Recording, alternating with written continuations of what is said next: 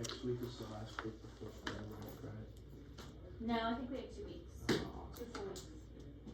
Yeah, 'cause it's like the last week of March, June. Okay, moving on with genetics topics. We're talking about X-linked traits today. And seeing as how you have already done this in your genetic problems, then you should already have an idea of a lot of the information we're going to talk about. I think the battery on my mouse is starting to die, so it's not wanting to click well. Okay, X-linked recessive and X-linked dominant. Most of the traits are going to be X-linked recessive because the X-linked dominant ones tend to be lethal, especially in the males, and that means that they're not going to survive very long. So most of the traits we see are X-linked recessive, although there are some X-linked dominant ones that make it past the embryonic stage and into childhood and teenage years and so on. But we see these X-linked traits most often in the males because it only takes one X chromosome for them to become visible and be portrayed in the individual. Now, a lot of times the female is the carrier. The female can show the trait as well, but the female has to have 2 of the X chromosomes affected in order to exhibit the characteristics. And the male only needs 1. I'm gonna snack it all today. Have you had sugar-free syrup? It just doesn't even sound like something that doesn't- should exist. It doesn't taste anything. It tastes like paper.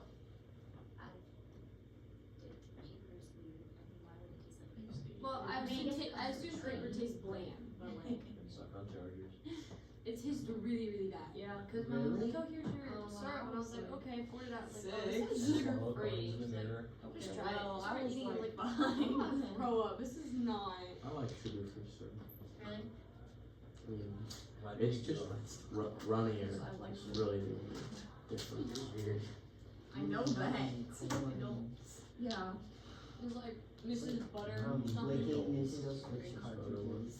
Oh, wait, you did that? No. So here is the chart, just like we had another chart. This is X-linked recessive and X-linked dominant. You'll notice there's a lot less of the X-linked dominant, and there are a lot more of the X-linked recessive, again, because the X-linked dominant ones do not appear as often. The embryos typically die off, they're lethal, and X-linked recessive are more common. And some of the names of the X-linked recessives are big names that you've probably heard before. Muscular dystrophy, hemophilia, red-green color blindness, those are all ones that are kind of big names out there that are pretty common in like the medical field. Again, for your test, you would need to know the type of disorder, X-linked recessive, X-linked dominant. You would need to know the name, and you would need to know the main symptoms. So this type of chart is really, really helpful. And we have one of these charts for the autosomal dominant and recessive too.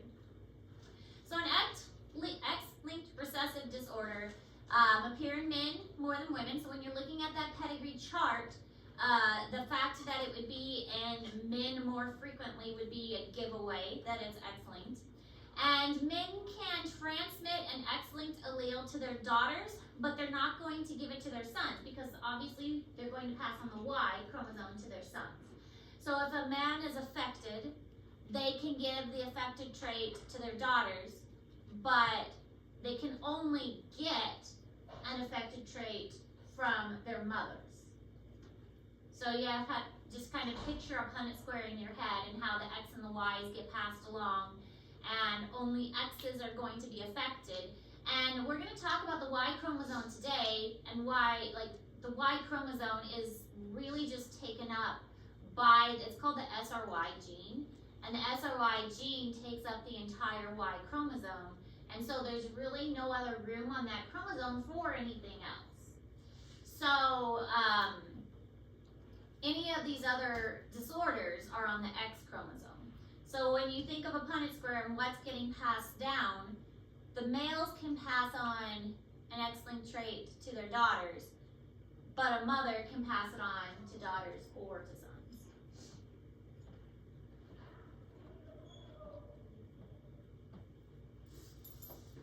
Is that because mom, you probably already said this stuff. Is that because the mom has 2 X's? Yes. Okay.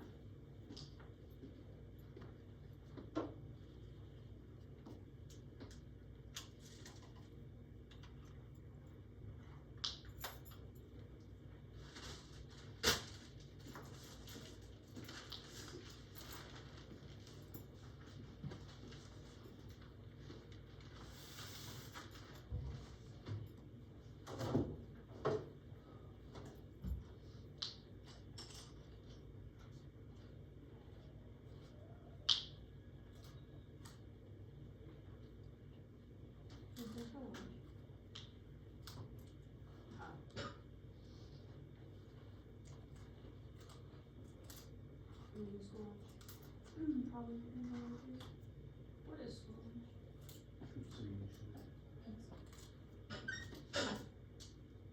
Usually I visit that pizza every Friday. Was it good every Friday? You guys every one? No. I visit that one. Ooh, that's gonna be. What is a 4x4? I keep hearing a 4x4. What is Four that? by four is where A four relay. people run a 400 in track. It's a relay. But we're doing the 4x4 predictor. Which is where you run 3 150s. And that adds up. Alright, so this is red green color blindness. Most often affecting males because again on the X chromosome. So females can have red green color blindness as well, but it's just not as common. If you have color blindness, then and red green is the most common. You can have other kinds of color blindness too. This is what it looks like all the time, which is kind of sad because this is kind of boring. I mean, this is like a dull appearance to look at. But this is what red-green color blindness looks like, and this is normal. So there are lots of tests now that you can use to determine what number is in here. 29. 29. If you can see 29, then you have normal vision. What's numbers in here? 8. 8. And sometimes people get like all embarrassed, like, oh, I can't see. There's nothing wrong with it. I think it's cool. If you have color blindness, that means you're rare. That means you're like special genetics.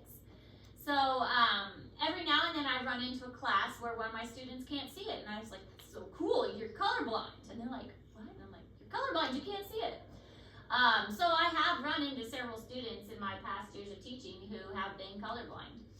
And it's just kind of unfortunate that red-green is the most common one, and our stoplights are red and green. So the way that they can get away with that is people who are red-green colorblind, they remember like, okay, the top one is this and the bottom one is this. And then we had a debate. The top one is what color? Like, is that the green or the red light? Green. See, we had a debate. I couldn't remember because I am not red-green colorblind, so I just look at the colors.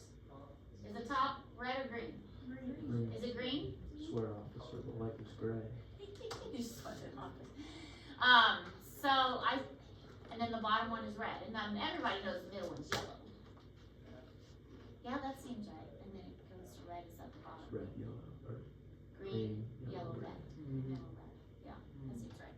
Green at the top. But they can get away with driving because they can see like light, so they see the light changing. They just don't see it going red and green. They just see the light, and so they're like, okay, the top one, so that must be green, and the bottom one, that must be red. Imagine taking Yes. your driver's license and you just didn't remember that and you just drove through and just like, Oops. oops. Oh well. And this is how it would work if you had a mother that was a carrier and a father that was normal.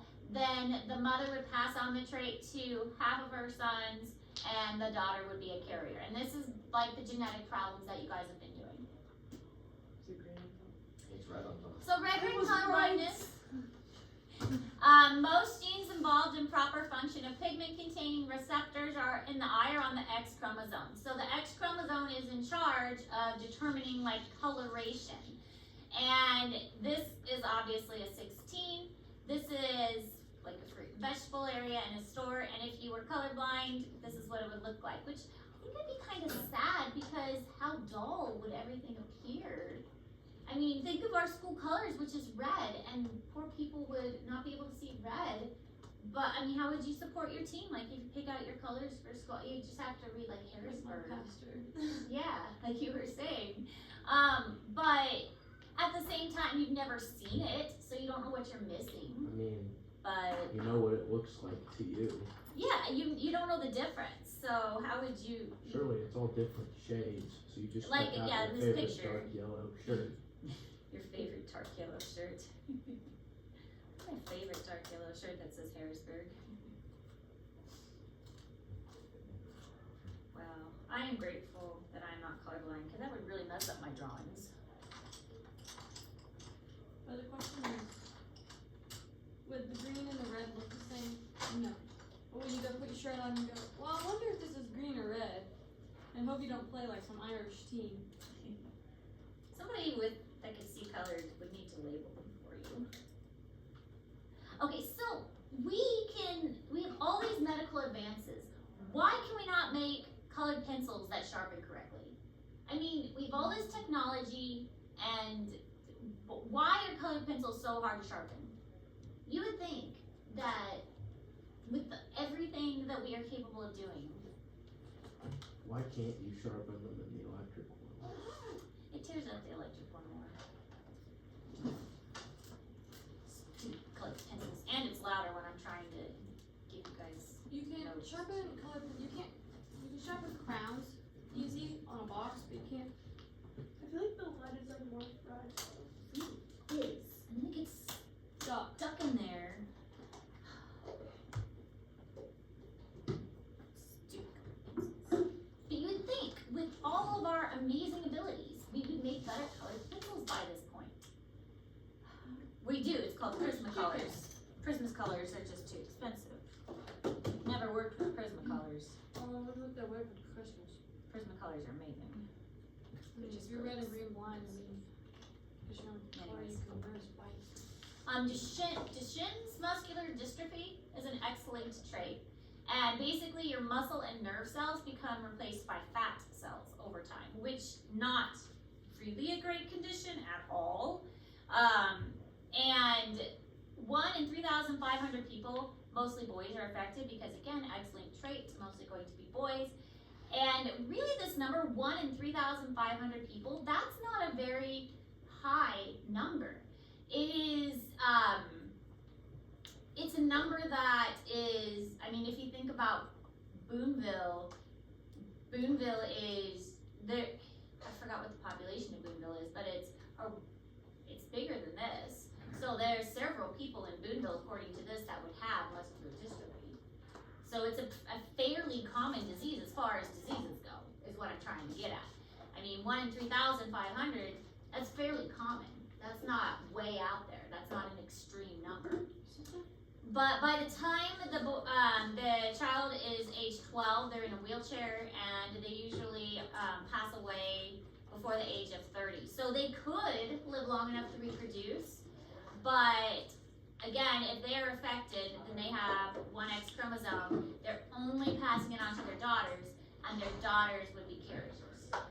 So then the daughters would have a chance to pass it on to either their daughters, who would also be a carrier, or to their sons, and then the sons would exhibit the trait. I feel like that's Harrisburg's population. I think Harrisburg. 3,500? No way. Less than that. At least 200. 100? Maybe 1,000. Somebody look it up. What's the population of Harrisburg? When was the last census? I feel like it's 200. It says on that sign. Yeah. I mean, yeah, but then like most people that go here What's the don't population of live. Harrisburg? Me? Exactly. Anybody? Zach's got it. Zach's on it. And then find Boonville. But I could be wrong because we're considered a village. Yeah. I look it up on my iPad, but we're recording. Oh yeah, Cooper's got it.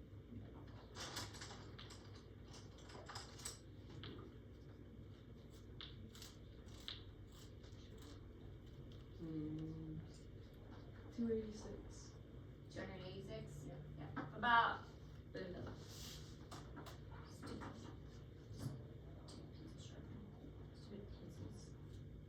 7,782. So 2 people in Boonville have muscular dystrophy according to that.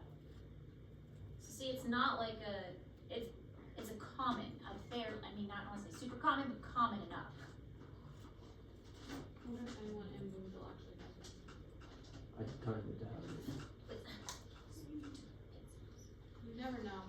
Should not be allowed to start on these things. Alright, hemophilia. Disorder in which the blood does not clot properly. And for this one, what it is there's a clotting factor, and this clotting factors, 8 and 9, are both on the X chromosome, and they are disrupted in some way, making it so that blood flows freely. And when the blood flows freely, that is not a good thing. We want our blood to clot when we have an injury. We don't want the blood to just continue to flow, because then you're gonna have issues. And so, with hemophilia, your blood just continues to flow over and over and over, and then you could bleed out. It causes bruising, because basically what a bruising is bleeding under the skin. Your blood has leaked out under your skin, and your body reabsorbs it. So think of it as like there's a lot of tissues underneath your skin, and it's like the blood is leaked out in the tissues, and your body reabsorbs it. That's why it looks bruised. Anyways, so hemophilia causes lots of bruising, and it can cause internal bleeding, and it can be very serious. Now, hemophilia, that was the word I could not think of the other day, that was the inbreeding that is caused by the royal families in Europe and Russia, and it just became like this reoccurring condition that they had because they did so much inbreeding. They kept the royal lines pure and kept like mating's not correct, kept marrying each other, and they therefore had this hemophilia issue within their lines. That and the Hasbro jaw. If you don't know what the Hasbro jaw is, you should look that up. It's kind of interesting. It's like their jaw juts out. You know how when you like make siblings of like animals or whatever, they have like a disorder, like a It's like tigers. claw. Yeah, like white tigers. Mhm. So apparently we had 2 chickens that were siblings, and we didn't know. It was a rooster, I don't know. Mhm. But one chicken came out with only 1 leg. That happens. Yeah, that's why we don't usually keep our roosters when they hatch. Because Ours came from Amish. This is a pedigree chart of the royalty, and where did we find the siblings? We looked at them. No, it was cousins. So this one and this one. So here and here, and then they married here. So if you follow it down, this one and this one, and then they had children, and then they had children. So that's some serious inbreeding right there. Because that would make them like first cousins. Because this is like their parents, and then, yeah. So there's a lot of inbreeding going on, and you can see that the males specifically in this case were affected, and that's a giveaway that this is a X-linked trait. And there are a whole lot of females that are carriers. So lots of circles that are halved, and lots of males that are exhibiting the trait. But yeah, this was the one that was very obviously inbred right there. Those are not that's why you don't want to get a purebred dog because they're usually inbred. Yeah. All right, mutations. We've already talked about mutations when we were learning about both the protein synthesis and also mitosis and meiosis, but we're going to touch on it just a little bit more. Mutations are changes in the genetic DNA sequence, duplications, deletions, inversions, translocations. It's things that are going to mix up the DNA to some degree and make it mess up Sometimes the mutations are silent ones. We talked about how that is with codons, and we had the codon chart. And then we have the mutations that are dangerous and can lead to these diseases and disorders. And then sometimes they're good because mutations are the basis of evolution. So not all mutations are bad. Sometimes they're good and cause good things to happen too. Actually, no, you can have back to the question about this. Which one? This is, cause it's saying that a blood manuscript for brown eye green is a brown eye one is probably the brown eye one is correct, so and how. You're probably gonna need to do 2 charts. Oh wait, for this one, no, I think we just need 1 chart. But again, like, write it all out, write names, parents are brown eye. But you have to, but also, you're gonna need to, so brown, and then brown is dominant. So, man, blue eyes man, his parents were brown. With brown. But in order for him to be You're like a this, bird. he has to be this. So, maybe brown eyed woman. And she had at least one baby brown. His father was brown. So the father had to have at least 1. His mother was blue eyed. So of that, then she had 2. Do you understand how I got those? Sorry, Josie.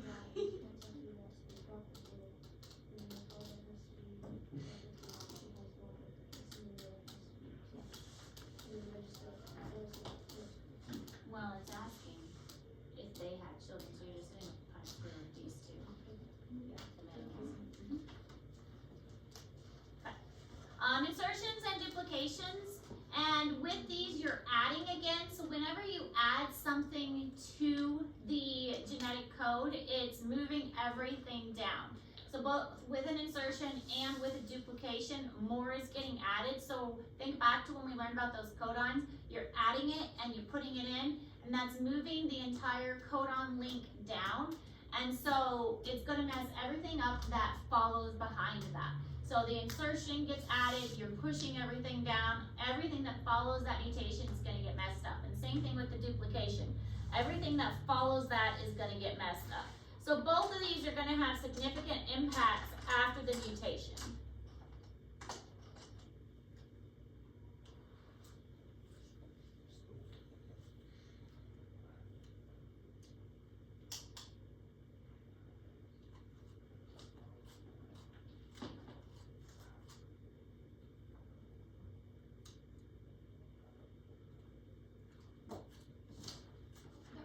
Did I set that Punnett square right? They're over here, so for me it's baby and I thought I said it wrong. 'Cause then they would all It'd be 2 separate Punnett squares, one for colorblind and one for eye color. Cause they're not linked together at all. So you need 1 Punnett square for color blindness and 1 for eye color. so that would be BB. So we do one for BB and then one for B. No, there'd be 1 for B and then 1 for X and Y. Cause colorblind is X and Y. Does that make sense? Yeah. Alright, deletions and inversions. A deletion is getting rid of it, so again, changing the entire sequence. An inversion is flip-flopping, so like you take it and you rotate it. So an inversion wouldn't be quite as bad because you're not changing the number, you're just twisting everything around. So the sequence itself is being changed, but not after that one point. So whatever is being twisted is getting messed up, but anything before or after is staying the same because you're not changing the overall number, you're just altering whatever was right there at that one spot. So deletion messes everything up, inversion is just messing up whatever was in that immediate area.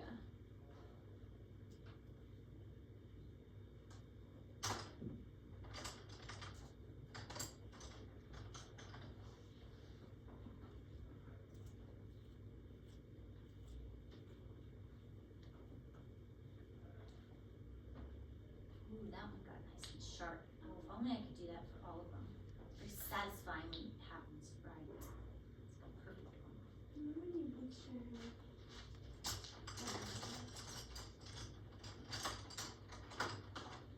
You do have brownie. It's 31. It was 31. My hair's gonna But go then brown. you bleached it. Cause I don't wanna go brown. Brown's not so bad. I said like, yeah, there's nothing wrong with You have people some who go gray brown. hair, so I can see some gray in there. Don't tell me that. I'm not. I don't happy. particularly wanna go gray.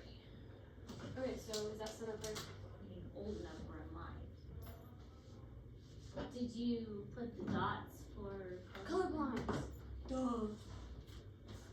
Colorblind's the X one, right? So translocation. Translocation is kind of like crossing over. The only difference is with a non-homologous chromosome. So with crossing over, you're using a homologous chromosome that is the same. I mean, that's what homologous means, is the same. So with translocation, you're now using one that is not the same. So that's not good. You're making something totally different that's not supposed to be there. And so you don't want to change it so completely, because now you're just making stuff up. And that's going to cause some significant effects. Should not be allowed to do this. It's not satisfying anymore.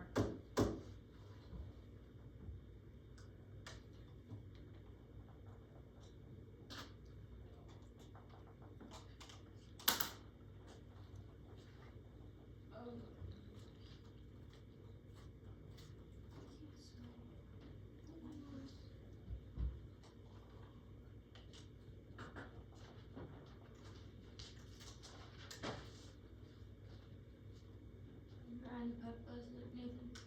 Yeah. Got 47 people. And then Very, 12 others. very peppy. No, middle school. Then 12 high schoolers.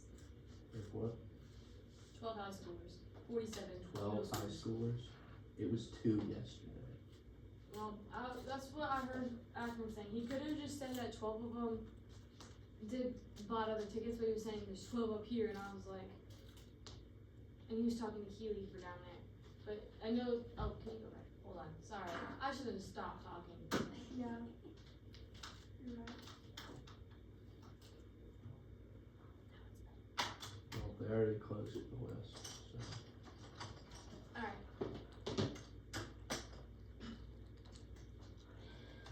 Alright, so most major alterations are harmful or lethal. Again, there are sometimes that it's good and it causes speciation, which is the creation of a new species. We do need mutations because that's how evolution works. Without those mutations, we would not have creation of new things. We would not have evolution and the creation of new species. So we need them. We need mutations. Yes, most of the time it's not good, but every now and then it leads to something good and it leads to something different. Like a pretty white tiger. Yeah, but white tigers are still, there's so many bad parts to that. They're so pretty. But for every healthy white tiger, there's something like 50 unhealthy ones. They have terrible respiratory disease, they have terrible reproductive, they're like stunted. Isn't that like, aren't they like almost extinct or whatever? The white tigers are just regular tigers that are just inbred. But tigers in general are endangered.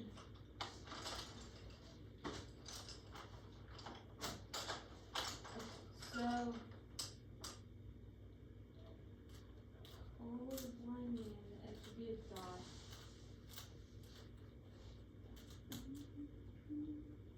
What if this one, the 17 one have a dot because she's a carrier of it? One of, if she's a carrier, then the one would have a dot.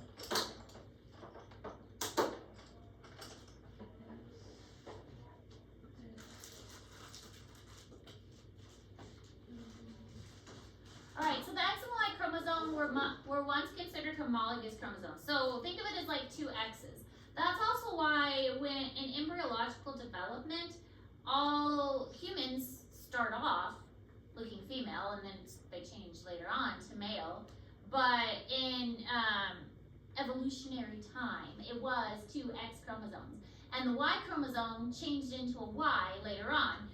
About 350 million years ago, that's what MYA stands for, million years ago, there was this gene that was called the SRY gene. The SRY gene was a mutation, and that mutation made the characteristics that we consider a male, which was like a deeper voice, facial hair, more muscle mass, testosterone, all of those things that make males males were on this SRY gene, and it was a mutation that was on the then X chromosome, and it became the Y chromosome.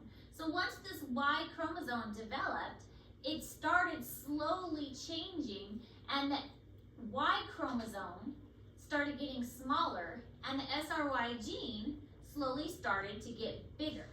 And we'll look at a picture in a moment of how, as time went on, the SRY gene slowly started to completely take over this chromosome.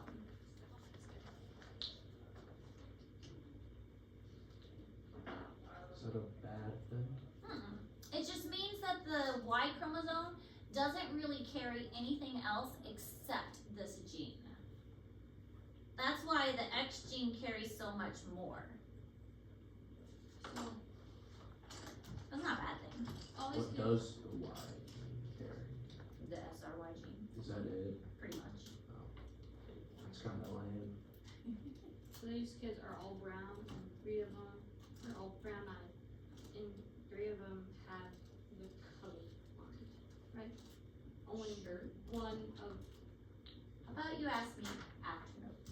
Okay. Sound good? Will we have time? When I'm not trying to teach. I don't know, you can come by during advisory too. I have to do Spanish advisory because I'm behind on Spanish. Well, Maybe don't be behind. how I was that gone one day. sounds like a great great idea. Like the Spanish stuff. Isn't Mrs. Weathers usually in here? No, she's not here today, so I'll be here. But I actually go across the hall to Miss Alright, so here's how it worked. We had the 2 X chromosomes, and we had the little tiny SRY gene that developed on one of the X chromosomes, making it now a Y chromosome. Over time, that SRY gene expanded, and the Y chromosome started to shrink. The X chromosome stayed kind of the same. I mean, it changed a little bit, but not as significantly as our Y chromosome did. Then our Y chromosome here continued to shrink, and that SRY gene expanded. So now this is what it looks like. The entire Y chromosome is pretty much consumed by that SRY gene, and only the little bitty ends here are what's left. So really, there's not much left of the Y chromosome except this particular gene, and that's why so much of these diseases and disorders that we're talking about are like, oh, it's on the X chromosome, because that's the Y chromosome, and it's all that particular gene. So the human somatic cells have 23 pairs. We've already mentioned this, that humans have 23 chromosomes. Well, chimpanzees, gorillas, and orangutans have 24.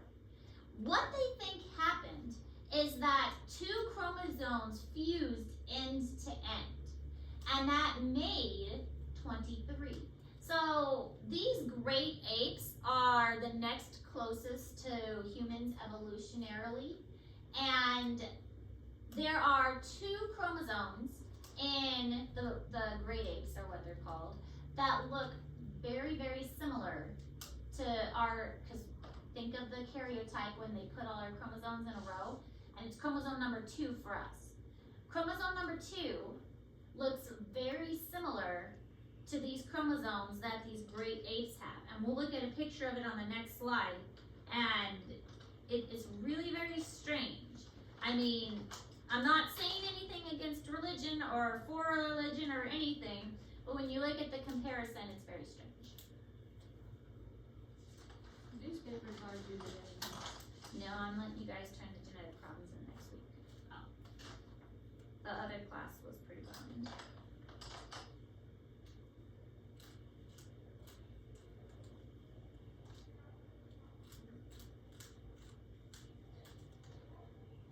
Come on. Work with me. Can't have it.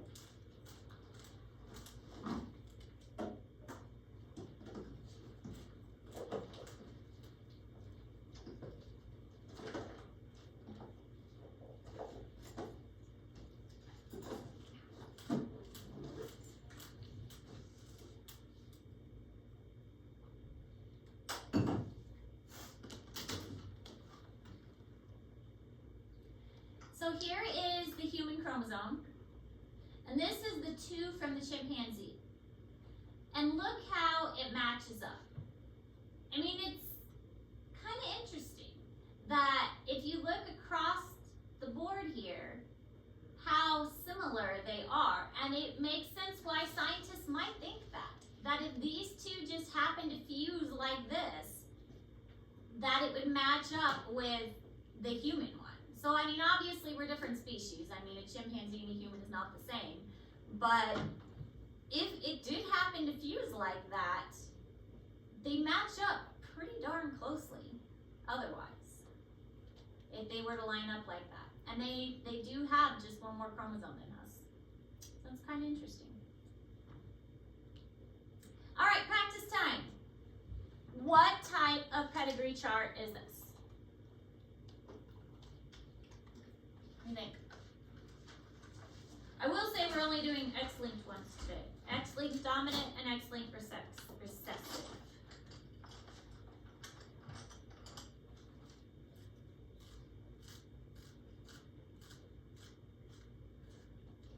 Recessive, Okay. because it skipped a generation. Skipped a generation. Good point. And then came back the next generation. Any other guesses?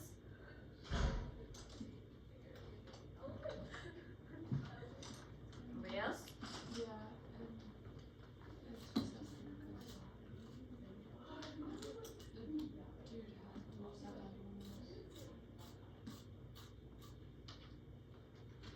It's X-linked recessive. So it did skip a generation. The female was carrier, and then she passed it on to her son in the next generation because she's carrier. So she gave the carrier one that she had to her son in the next generation. But in this case, since they both had it, all of their offspring had it.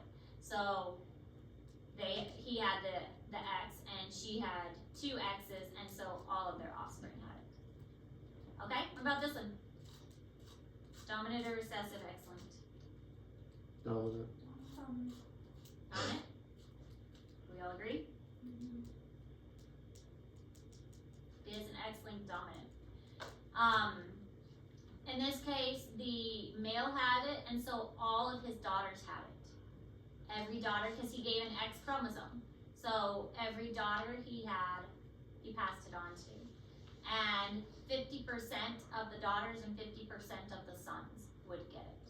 So 50% in each case. Because if a female had it, then she's giving it to 50%. Okay? What do we think? Dominant or recessive? Are the squares the guys? Squares are guys. dominant on the left. Circles. Yeah, I think the left is dominant. Are they different? Are both of them different? Or are Very different. Okay. The left is dominant. Right is that pass it on to just the daughter.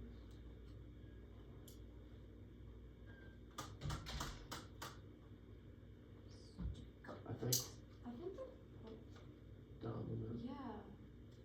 They're both dominant.